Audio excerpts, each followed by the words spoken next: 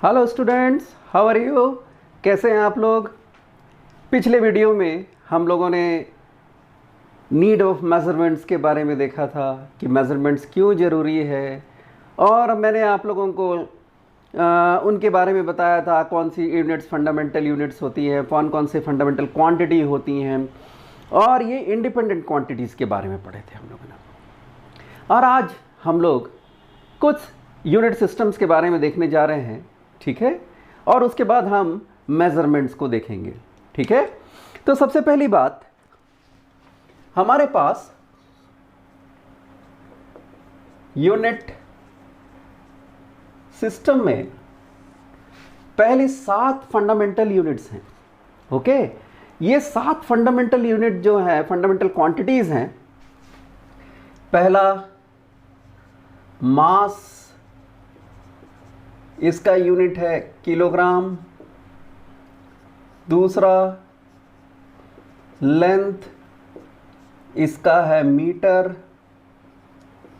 तीसरा time, time का है सेकंड। फोर्थ करंट, करंट का है ampere. Fifth temperature, kelvin, kelvin का है के। सिक्स्थ ल्यूमिनस इंटेंसिटी, इसका है CD। Candela seventh quantity of matter,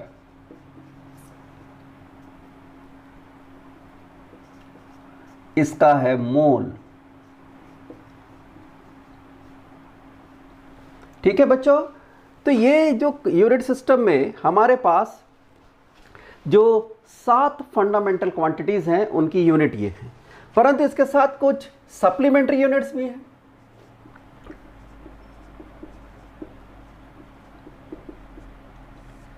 पहला है प्लेन एंगल, इसका यूनिट है रेडियन। तो प्लेन एंगल कौन सा एंगल है? जैसे हम एक सर्कल बनाते हैं, सर्कल 2 डायमेंशनल प्लेन है, ये एक सर्कल हो गया, ठीक है। इसका एक सेंटर हो गया ये। और अगर हम यहां पे एक आर्क खींचते हैं, एक आर्क लेते हैं AB, उसका सेंटर से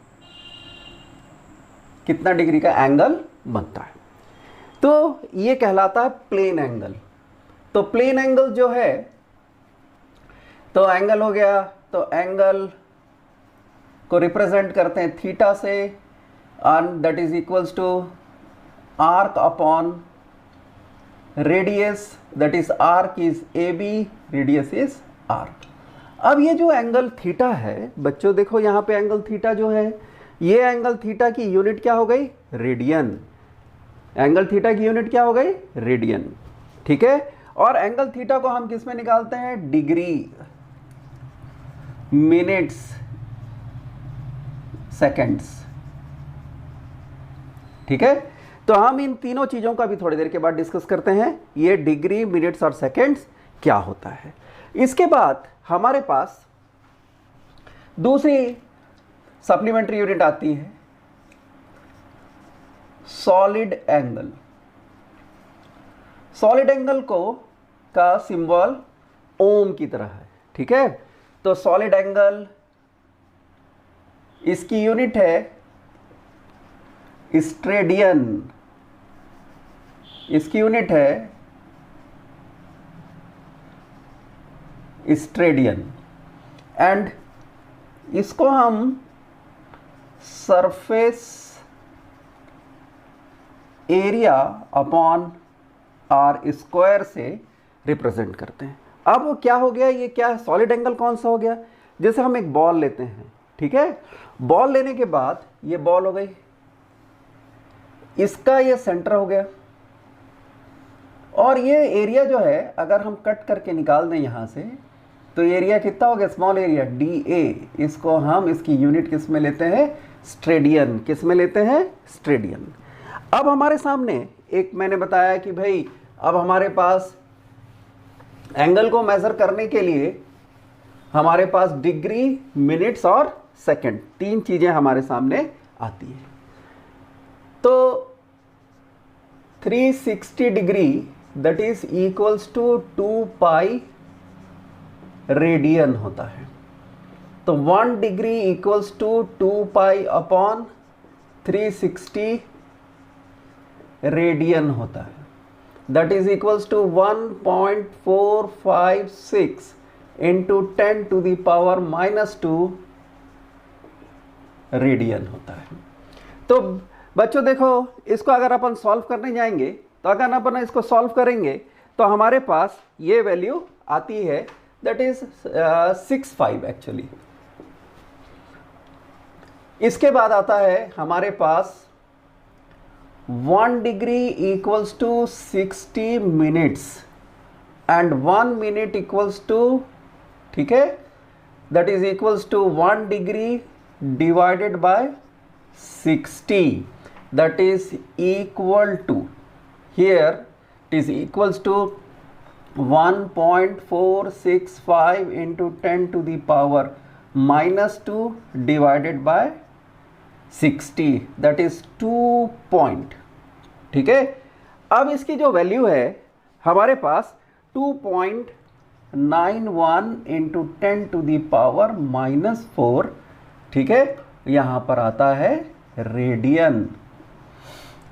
फिर 1 minute equal to 60 seconds and 1 second equals to 1 minute upon 60, that is equals to 1 minute that is equals to 2.91 into 10 to the power -4 divided by 60, that is equals to 4.85 into 10 to the power -6 radian. ये हो गया।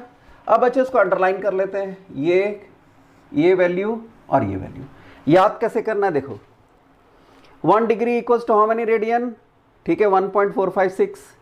1 minute equals to how many radian, 2.91 into 10 to the power -4 and 1 second that is equals to 4.85 into 10 to the power -6 radian. अगर हम degree को radian, क्योंकि हम बेटा direct इसको कैलकुलेशन में नहीं कर सकते, डिग्री को, समझ में आया? तो डिग्री को डायरेक्ट कैलकुलेशन में हम नहीं ले सकते। क्यों नहीं ले सकते? क्योंकि वो उसकी वैल्यू किस में है, डिग्री में है। उसको किस में कन्वर्ट करना है हमको, रेडियन में। समझ में आ रहा है? तो अगर आपको वैल्यू आता है 60 डिग्री पे कोई एंगल बना हुआ, तो आप इसको कन्वर्ट करेंगे किस में, रेडियन में।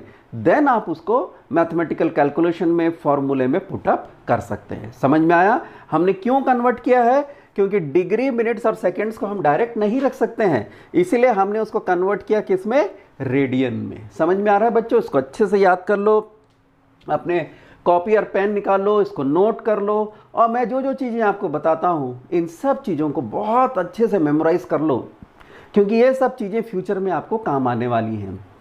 क्योंकि आप फ्यूचर में आप जेई की परीक्षा देने जाने वाले हैं, नीट की परीक्षा देने वाले हैं, ये जितने भी परीक्षाएं आप देंगे, क्योंकि फ्यूचर में कहीं ना कहीं आपको एग्ज़ाम तो देना ही है, तो इन एग्ज़ाम्स में ये सब चीज़ें बहुत इम्पॉर्टेंट रोल प्ले करती हैं।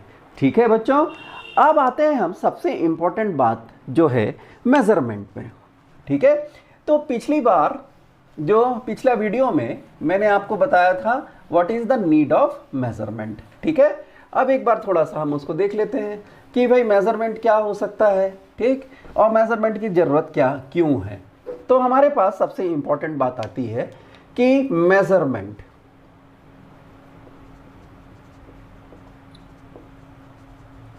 तो मेज़रमेंट दो तरीके से हो सकता है, एक डायरेक्ट और दूसरा इनडायरेक्ट। मेज़रमेंट दो तरीके से हो सकता है भाई, मेज़रमेंट दो तरीके से हो सकता है, एक डायरेक्ट और दूसरा इनडायरेक्ट मेजरमेंट हो सकता है। तो डायरेक्ट मेजरमेंट कैसे, भाई ये पेन को नापना है अपने को, तो हम यहाँ से यहाँ स्केल रखा, हमने नाप लिया, ये that is called direct type of measurement. ये तो बहुत आसान हो गया डायरेक्ट टाइप ऑफ मेजरमेंट। परंतु इनडायरेक्ट टाइप ऑफ मेजरमेंट में जिसकी वैल्यू हमको फाइंड आउट करने के लिए कुछ मैथमेटिकल कैलकुलेशन का सहारा लेना पड़ता है, उसको हम कहते हैं इनडायरेक्ट टाइप ऑफ मेजरमेंट कहते हैं। जैसे कि अगर मुझे एक एटम और एक मॉलिक्यूल या फिर एक एटम का अगर हमको डायमीटर निकालना है, तो हम तो डायरेक्ट मेजरमेंट तो कर ही नहीं सकते, क्योंकि टाइनीस्ट पार्टिकल, ठीक है, इस वर्ल्ड में जो है, ठीक, वो है एटम। और एटम जो है वो एलिमेंट्री है। और अगर हम एटम को नापना चाहते हैं तो कैसे नापेंगे भाई, उसके लिए तो कोई स्केल थोड़ी है, कोई स्केल लेके गया एटम को नाप के चले आए, ऐसा नहीं कर सकते हम। तो हमको इनडायरेक्ट टाइप ऑफ मेजरमेंट्स का सहारा लेना पड़ता है। तो हमारे लिए मेजरमेंट क्यों ज़रूरी है, क्योंकि जब तक हम किसी वैल्यू को मैथमेटिकली एक्सप्रेस नहीं करेंगे, ठीक है, तब तक हम उसके बारे में नहीं समझ सकते। तो हमको उसको थियोरेटिकली और मैथमेटिकली उसको हमको समझना बहुत ज़रूरी है। तो डायरेक्ट टाइप ऑफ मेजरमेंट तो यह एक तरीके से अलग हो गया, ठीक। तो अब हमारे सामने आता है इनडायरेक्ट टाइप ऑफ मेजरमेंट। तो आज हम लोग सबसे पहले इनडायरेक्ट टाइप ऑफ मेजरमेंट्स के बारे में पढ़ेंगे कि इनडायरेक्ट टाइप ऑफ मेजरमेंट में, तो इनडायरेक्ट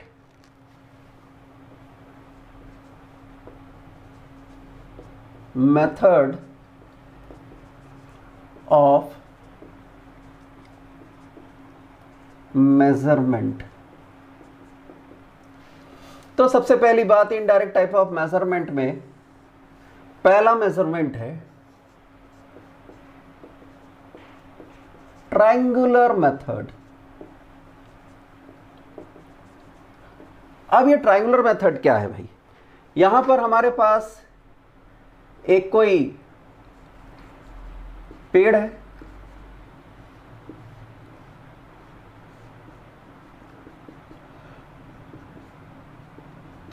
ठीक है, ये पेड़ है, इसकी हाइट नापना है इस पॉइंट से। तो हम इसकी हाइट ले लेते हैं यहां से, ये हो गया, ये हाइपोटेन्यूज ड्रॉ कर दिए। ये पेड़ कितना हाइट का हो गया, A B is the height, X is the distance, theta is the angle. तो हमारे पास क्या हो गया भाई, हमको ये नहीं मालूम है, कौन सी, ये हाइट हमको नहीं मालूम है, हमको डिस्टेंस मालूम है। कौन सा डिस्टेंस मालूम है, बीओ डिस्टेंस मालूम है हमको। अब हमको इसका एंगल मालूम है। एंगल कैसे निकालेंगे, हम लोग सेक्सटेंट एपरेटस जो होता है उससे एंगल निकालते हैं, ठीक है। ये सेक्सटेंट एपरेटस जो है इससे हम एंगल निकाल लेते हैं। तो हमको from triangle A B O tan theta that is A B upon B O, ठीक है। What is A B, height B O is X, H equals to X tan theta. By using this formula we can determine, ठीक है, height of the tree. हम इस height of the tree निकाल सकते हैं, ठीक। अब सेकेंड टाइप ऑफ मेजरमेंट जो हमारे सामने है, second type of measurement, height of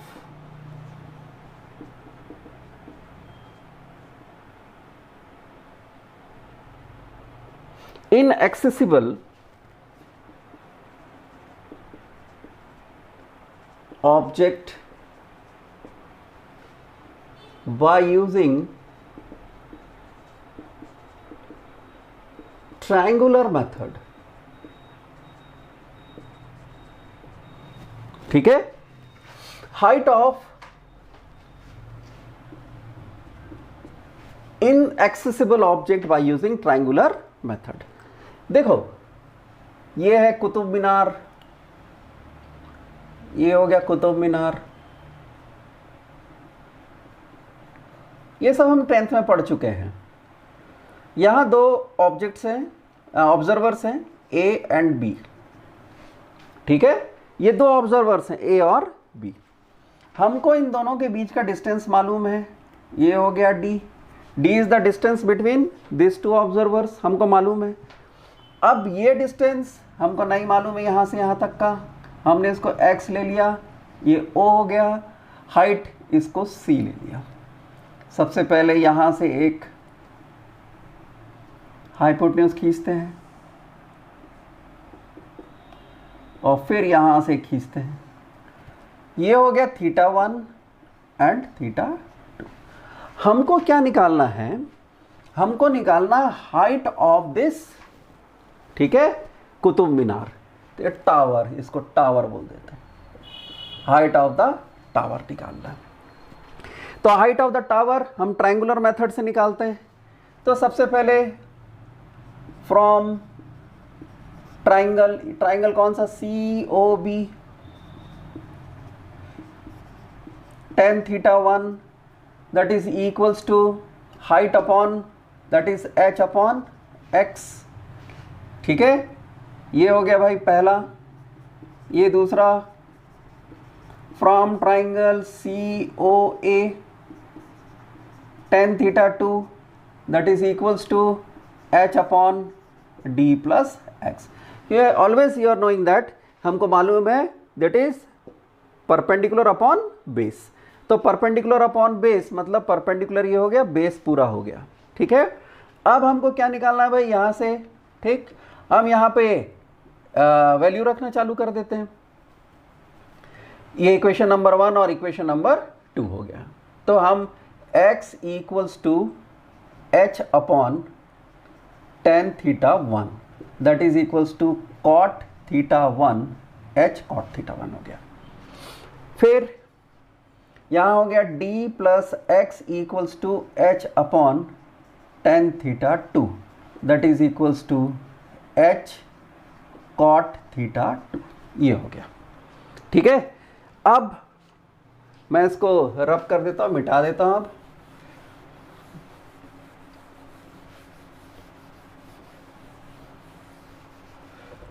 तो अब हमारे पास हम यहाँ पे वैल्यू रख देते हैं किसकी? x की, ठीक है, और फिर निकालते हैं। तो d plus x equals to h cot θ2 d plus h cot θ1 equals to h cot θ2। तो d equals to h cot θ2 minus cot θ1 and h equals to d upon cot θ2 minus cot θ1। तो बच्चों देखो, यहाँ पर x भी नहीं आया, यहाँ पर x आया ही नहीं है। यहाँ पे क्या आया? दोनों के बीच का डिस्टेंस आया, ठीक है, और एंगल्स आए। इस तरीके से हम जो height of an inaccessible object by using triangular method से निकाल सकते हैं। अब दूसरी सबसे इंपॉर्टेंट बात हमारे सामने आती है कि अगर हम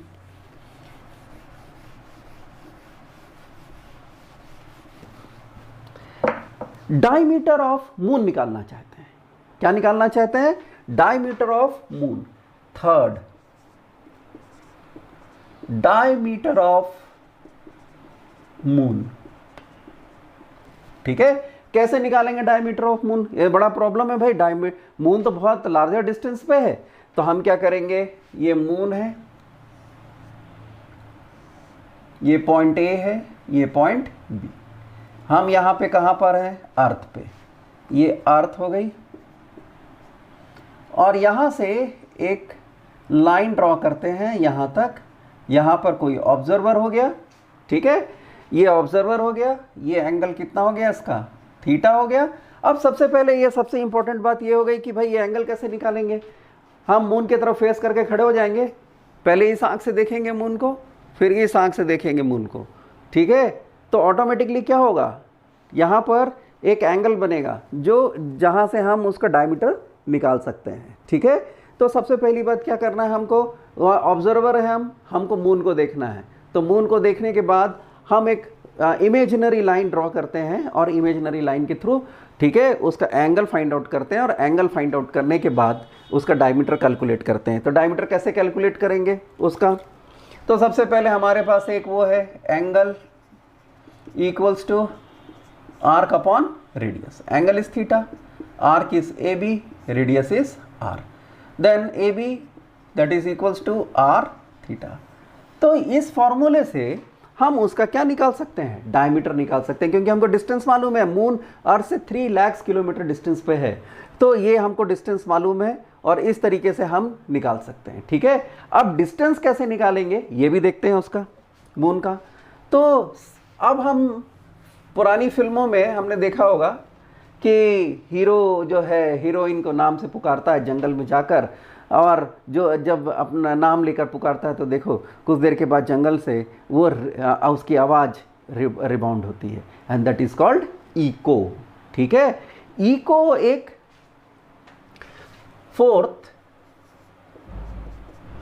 इको एक प्रकार का रिफ्लेक्शन है। ठीक है, रिफ्लेक्शन है, साउंड का भी रिफ्लेक्शन हो सकता है और लाइट का। It is possible in sound and light both. तो लाइट के लिए जब हम यूज करेंगे तब उसकी स्पीड होगी लाइट की, that is equal to 3 × 10⁸ metre, और साउंड जो है उसकी स्पीड है एयर में 330 मीटर पर सेकेंड। ठीक है, और वाटर में है 1500 मीटर पर सेकेंड, सॉलिड्स में है 5460 metre per second, like that. तो हम सबसे पहले इको देखते हैं, इको है क्या चीज। ठीक है, तो इको मतलब क्या हुआ भाई, यहां पर एक माउंटेन है ये,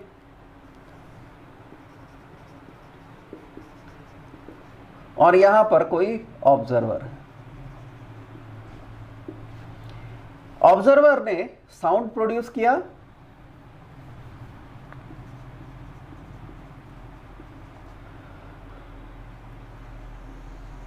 ये साउंड कहां तक गया, माउंटेन तक गया और टकरा के वापस आया।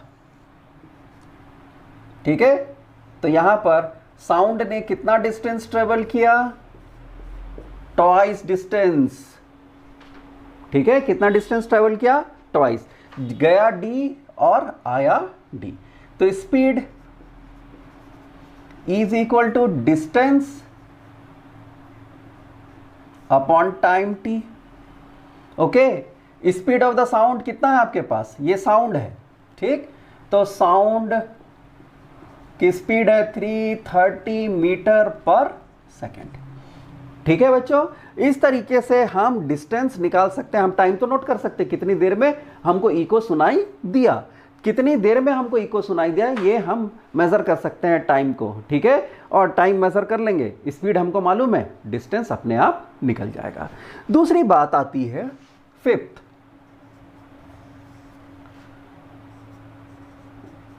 Laser, that is light amplification of stimulated emission of radiation। क्या हो गया भाई, light amplification of stimulated emission of radiation। इसका उपयोग एक जनरली हम, आपने देखा होगा जो पेट्रोल पंप में बड़े बड़े टैंक जो है जमीन के अंदर गाड़ दिए जाते हैं। ठीक है, आ रहा समझ में, उसके अंदर पेट्रोल भर दिया जाता है, डीजल भर दिया जाता है, फिर हम धीरे धीरे उसको लेते रहते हैं। ठीक है, पंप में जाकर। तो ये पेट्रोल और डीजल जो है इतने बड़े बड़े टैंक्स में रहते हैं, अगर थोड़ा सा भी लीकेज रहेगा तो हजारों लीटर डीजल और पेट्रोल वेस्टेज में चला जाएगा।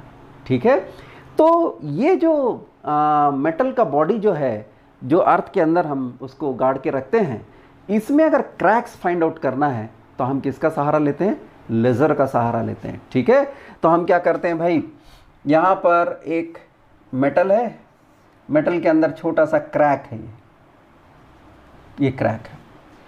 अब हमको तो ये दिख नहीं रहा है बाहर से, तो हम लेज़र शूट करते हैं यहाँ से। लेज़र गई, टकरा कर वापस आई। ठीक है, तो इसका डिस्टेंस कितना हो गया, d + d कितना हो गया, 2d। तो यहाँ पर speed equal to 2d upon time, note कर लेते हैं यहाँ पर। तो यहाँ पर स्पीड है लाइट की, कितनी स्पीड है, लेजर लाइट के इलेक्ट्रोमैग्नेटिक वेव है, तो यहाँ पे मीटर पर सेकंड कितना हो गया, 3 × 10⁸ मीटर। तो इससे पता चल जाता कितने डिस्टेंस पे जो है क्रैक्स हैं। ठीक है, कितना अच्छा हमारे पास लेज़र का उपयोग है। ठीक है, इस लेज़र से हम क्या पता कर लेते हैं, लेज़र से हम पता कर लेते हैं कि कहाँ पर क्रैक है। ठीक है, कहाँ पर फॉल्ट है, इसको पता कर लेते हैं और उसको हम रिपेयर कर लेते हैं, जिससे लीकेज से हम बच सकें। इसके बाद आती है बात राडर की। ठीक है।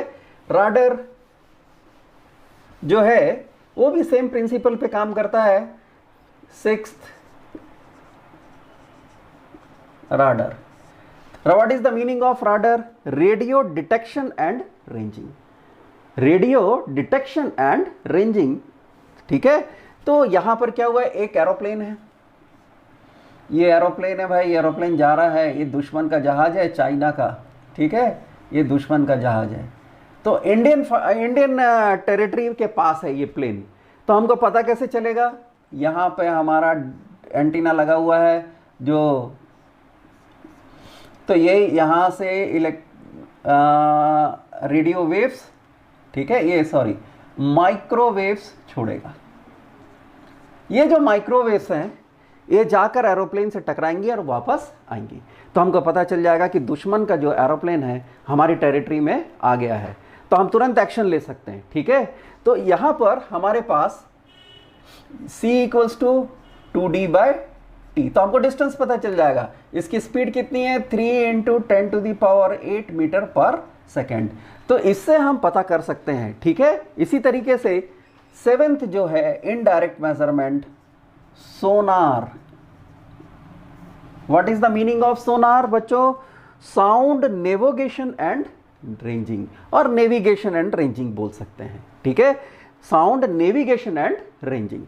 अब क्या हुआ, जैसे आपने देखा होगा पिक्चर, कौन सी पिक्चर है भाई, ये जिसमें सबमरीन जो है जिसकी जो लड़ाई होती है, ठीक है, और उस पिक्चर में दिखाया गया था कि सबमरीन जो है वो सोनार से पता करते रहते हैं कि कितने दूर में पाकिस्तान या दुश्मन का जो है वो सबमरीन है, और उसको पता करते हुए धीरे धीरे उसको उससे बचते बचते उसको डिस्ट्रॉय कर देते हैं। समझ में आया? तो ये जो फिल्म में सोनार का उपयोग बताया गया कि सोनार से पता करते हैं कि टॉर्पीडो आ रहा है तो हम उसको बचना है, तो उसको सबमरीन को ऊपर लेके जाते हैं, ठीक है। और फिर टॉर्पीडो निकल जाता है, दूसरा टॉर्पीडो आ रहा है तो नीचे लेके जाते हैं, लाइक दैट हम उससे सोनार से पता करते हैं। तो इसका मतलब क्या हो गया? Sound navigation and ranging. क्योंकि सबमरीन जब पानी में चलती है ना, समुद्र के अंदर चलती है, तो उसको सामने कुछ नहीं दिखाई देता, वो सोनार से पता करते हैं कि सामने पहाड़ी है या कुछ है, कोई ऑब्जेक्ट है, उससे पता करते हैं। तो that is sound navigation and ranging, ठीक है। तो यहाँ पर क्या हो गया, स्पीड कितना है, यहाँ पे v इक्वल्स टू 2d/t। यहाँ speed of the sound that is 1540 metre per second. 1540 metre per second से हम पता कर लेते हैं कि कितने डिस्टेंस पे, टाइम नोट करते हैं कितने देर में सोनार रिटर्न आ रहा है, ठीक है, उसके सिग्नल कितने देर में रिटर्न आ रही है, धीरे से पता हो जाता है हमको कि कोई ऑब्जेक्ट हमसे कितना दूर में है, ठीक है। और इस तरीके से, ठीक है, हमको पता चलता है कि हम मतलब कि सोनार का जो उपयोग करते हैं उससे हमको पता चलता है कि हमारा एनिमी कितने दूर पे है या ऑब्जेक्ट हमसे कितने दूर में है इनसाइड वाटर, ठीक है, सी वाटर। अब एक बात सामने आती है इनडायरेक्ट टाइप ऑफ मेजरमेंट में कि हम कुछ ऐसे क्वेश्चंस को आंसर करने जा रहे हैं जिन क्वेश्चंस में सिर्फ वैल्यू को इधर से उधर करना होता है, ठीक है। जैसे हमारे सामने कोई एक ऐसा क्वेश्चन आ गया कि भाई ये बोलना चाहिए कोई ऑब्जेक्ट है, उस ऑब्जेक्ट को हमको बड़ा करके देखना है, उसको हमको छोटा करके देखना है, ठीक है। तो इस तरह के क्वेश्चंस हमको आते हैं, तो उसमें हम क्या मैग्निफिकेशन उसका बनाते हैं, ठीक है, कुछ इंडेक्स बनाते हैं, उस इंडेक्स वैल्यू से हम उसको पता करते हैं। जैसे कोई क्वेश्चन आया हमारे पास, क्वेश्चन है the size of the nucleus is 10⁻15 metre, ठीक है। Size of the nucleus is 10⁻15 metre, ठीक। एंड अगर हम इसको कंपैरिजन करके देखें, किसके साथ, पिन के साथ कंपैरिजन करके देखते हैं, ठीक है। And it is scaled by tip of pin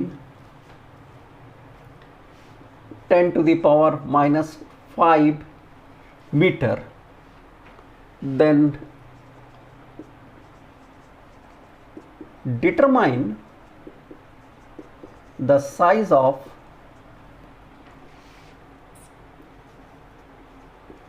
an atom.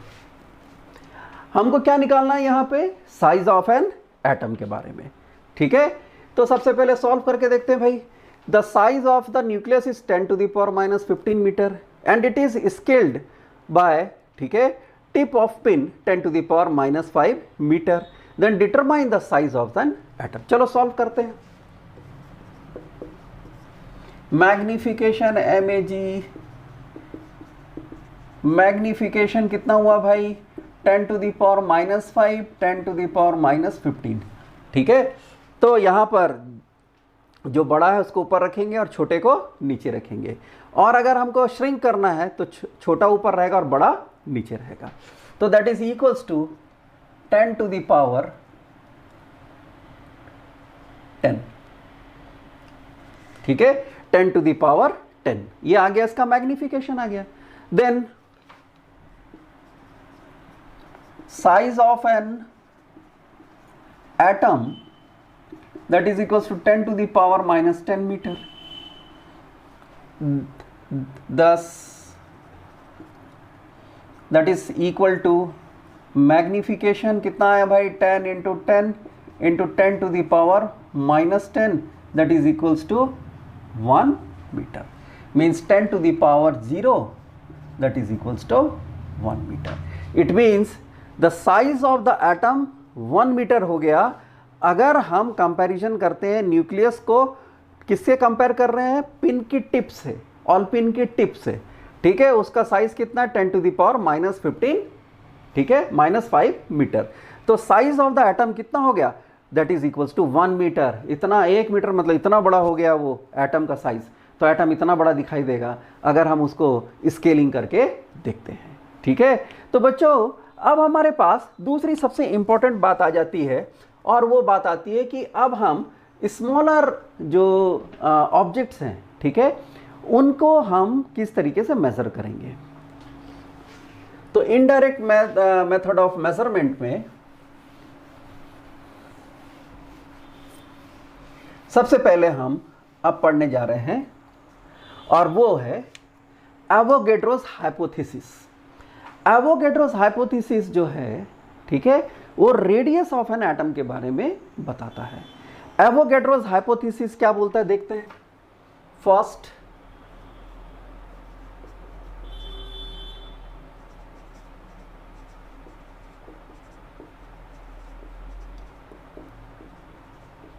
Avogadro's hypothesis ये क्या बोलता है? ठीक है, the volume occupied by 1 gram of any substance is 2/3 of its original volume। मतलब क्या हुआ भाई?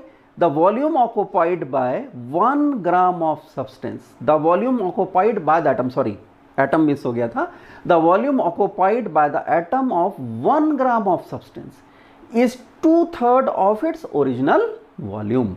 मतलब कि 1 ग्राम जो सब्सटेंस में जितने एटम हैं उस वॉल्यूम का 2/3 वॉल्यूम को ऑक्यूपाई करते हैं। मतलब 1/3 स्पेस क्या हो जाता है? एम्प्टी होता है। ठीक है, मैं फिर से रिपीट कर रहा हूं, पहले डेफिनेशन में मैं एटम बोलना भूल गया था। ठीक है, the volume occupied by the atom of 1 gram of substance is 2/3 of its original volume. तो क्या हो गया? थोड़ा सा डायग्राम बना के देखते हैं। ये हो गया भाई कोई बॉक्स हो गया, इस बॉक्स के अंदर हमने एक एटम ये लिया, दूसरा एटम ये लिया, तीसरा एटम ये लिया, चौथा एटम ये लिया। हमने 4 एटम्स ले लिए ये।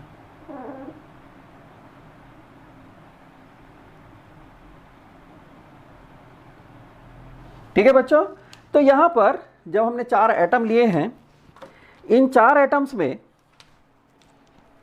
हमने देखा कि ये स्पेस जो है ये एम्प्टी हो गया।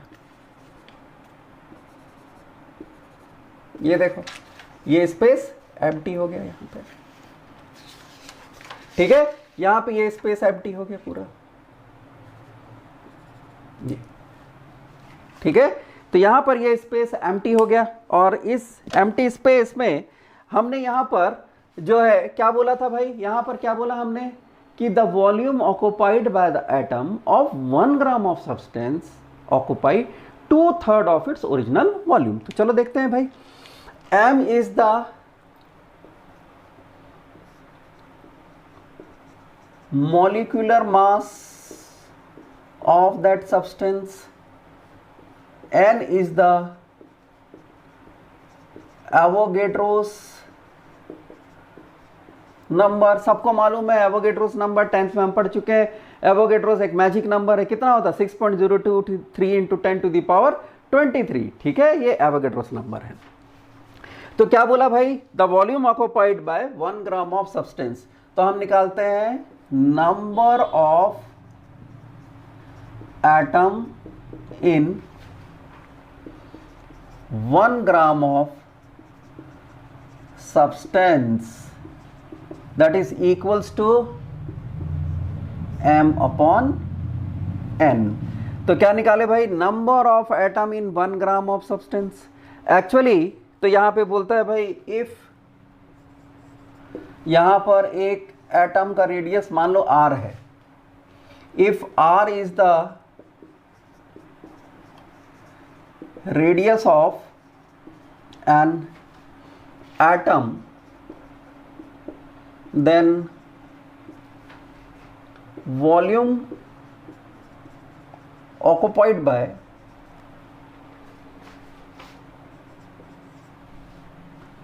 one atom, that is equals to m upon n, ठीक है। तो वॉल्यूम ऑक्युपाइड बाय, इसको ले लेते हैं, वॉल्यूम ऑक्युपाइड बाय पूरा ले लेते हैं, वन एटम के लिए पहले कैलकुलेट कर रहे हैं, volume occupied by 1 atom, that is 4/3 pi are cube. क्यों ऐसा लिया, क्योंकि एटम कैसा है, स्फेरिकल इन शेप है, okay.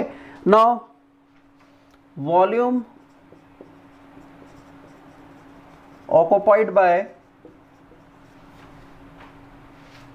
Atom of 1 gram of substance, कितना हो गया भाई, m upon n into 4/3 pi are cube, यहाँ पे हो गया।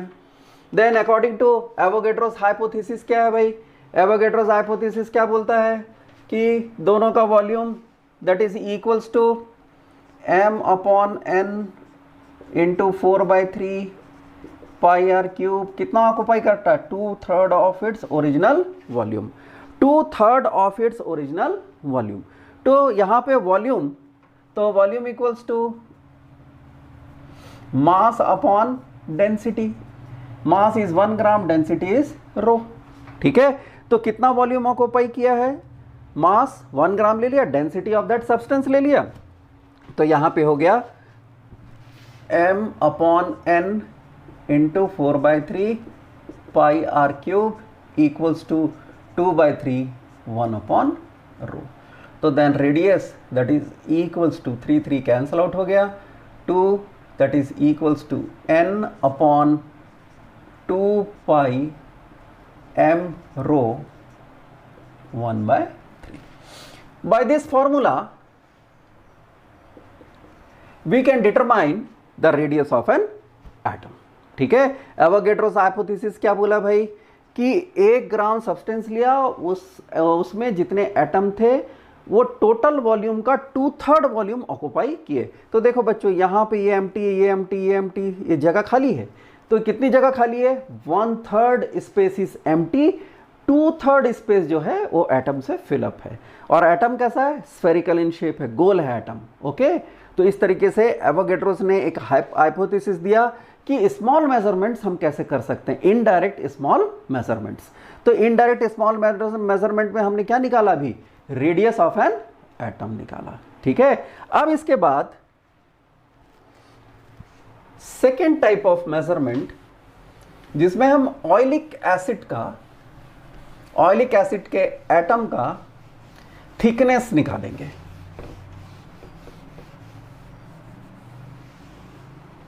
अभी हम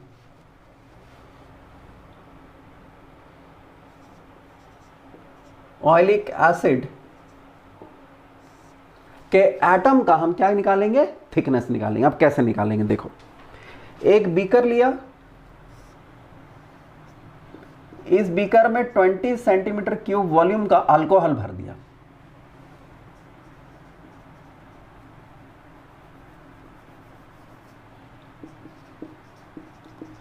अल्कोहल भर दिया। ये मैंने फार्मूला लिखा, जानबूझ के फार्मूला लिखा कि आपको याद हो जाए, ठीक है। अल्कोहल C2H5OH, ठीक, इथाइल अल्कोहल। तो अल्कोहल यहां तक भर दिया भाई, और इस पे एक ड्रॉप ऑयलिक एसिड डाला। इसमें एक ड्रॉप क्या डाला, ऑयलिक एसिड डाला, ठीक है। और एक ड्रॉप ऑयलिक एसिड डालने के बाद हमने इसको अच्छे से शेक किया। वेल शेक करने के बाद फिर दूसरा बीकर लिया,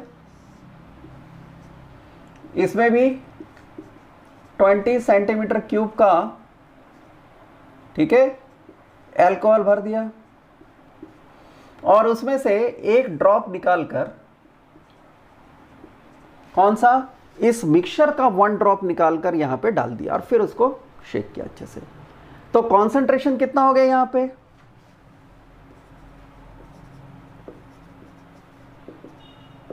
that is equals to 400 centimetre cube का इसका कॉन्सेंट्रेशन हो गया, ठीक है। अब हमने क्या किया, एक ट्रे लिया,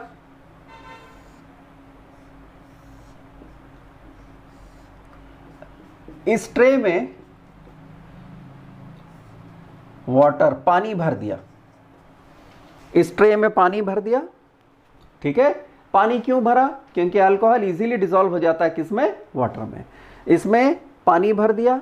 पानी भरने के बाद इसमें से एक ड्रॉप निकाला और पानी के ऊपर डाल दिया। ड्रॉपर से एक ड्रॉप निकाला और पानी के ऊपर डाल दिया। पानी के ऊपर डालने से तो फैल जाएगा, अल्कोहल क्या है, डिसॉल्व हो जाएगा। और जो थोड़ा कॉन्सेंट्रेशन का, मतलब 400 सेंटीमीटर क्यूब, ठीक है, 1 ड्रॉप, उसमें कितना हो गया, 1 ड्रॉप ऑयलिक एसिड का, मतलब वो कॉन्सेंट्रेशन 400 सेंटीमीटर क्यूब के कॉन्सेंट्रेशन में है, तो ऑटोमेटिकली क्या होगा, वो फैल जाएगा। और फैल जाएगा तो एक पतली सी फिल्म बन जाएगी, किसके ऊपर, ऑयलिक एसिड की, पानी के ऊपर, ठीक है। और ऑयलिक एसिड का जो मॉलिक्यूल होता है वो बड़ा होता है। तो ये जो फिल्म बन गई, इस फिल्म को हमने ट्रेसिंग पेपर से ट्रेस कर लिया, वो जो वाटर पेपर आता है उसको ट्रेस कर लिया, ऊपर से ऐसे करके ट्रेस कर लिया। रखने के बाद तो यहाँ पे अब उसका थिकनेस निकालते हैं। Volume of n drops of oleic acid equals to n into V upon, ठीक है, 400 सेंटीमीटर क्यूब।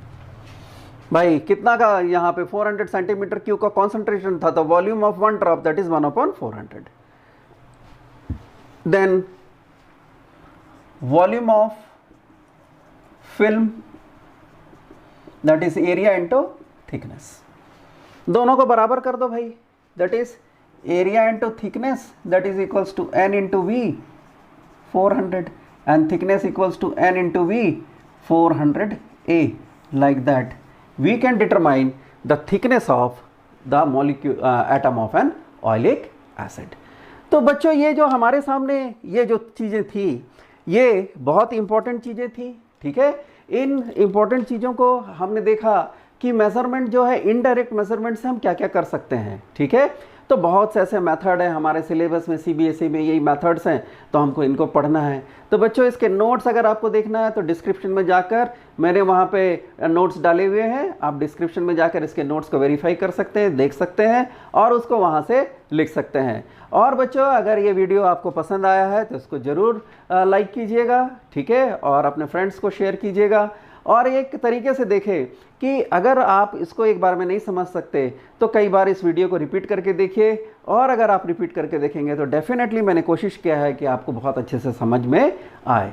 ओके बच्चों, that's all for today. Okay bye. अगले एपिसोड में हम मिलेंगे जिसमें मैं बताऊंगा आपको डायमेंशन और डायमेंशन फार्मूला के बारे में। Okay bye, see you again.